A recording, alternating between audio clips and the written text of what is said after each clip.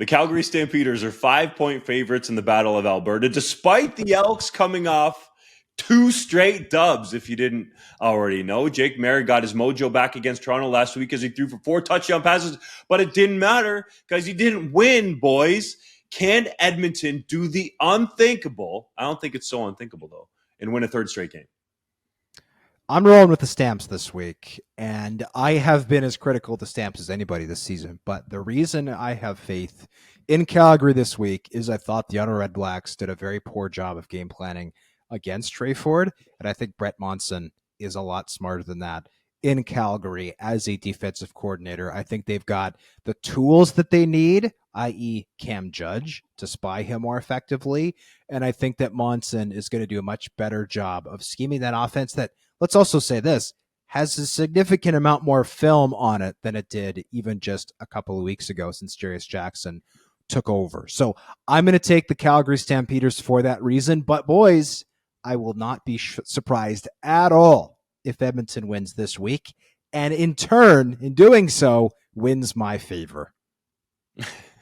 I think you make a very sage point there, Hodge. Cameron Judge might be the only linebacker in the entire CFL who is athletic enough to match Trey Ford's stride for stride. Of course, he ran a 4.5 coming out of UCLA.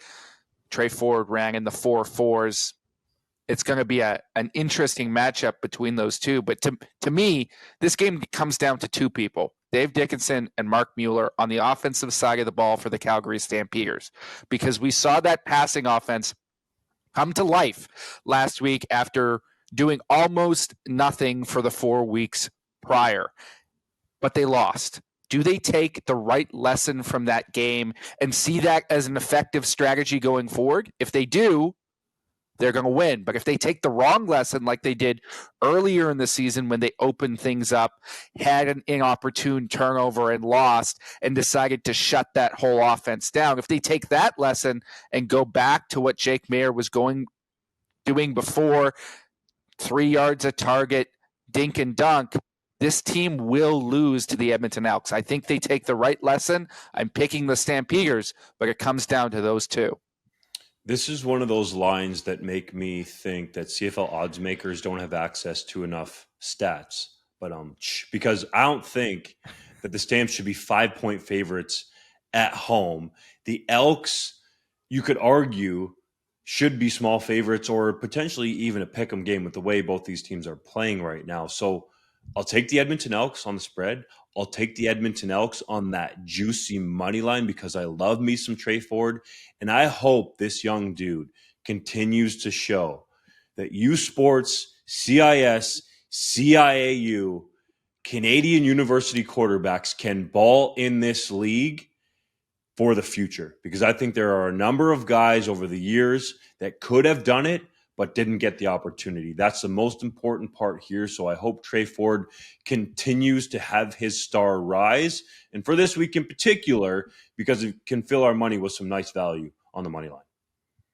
And I will say one more thing. I hope that McMahon Stadium is full this weekend. The Edmonton Elks had almost 24,000 at home this past week, despite losing the previous 22 games in a row at Commonwealth Stadium. Now, that number was buoyed by some evacuees from the Northwest Territories. By the way, credit to the Edmonton Elks for that initiative. That was awesome.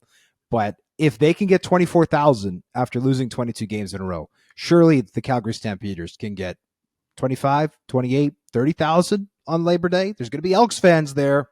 Hopefully that attendance is solid.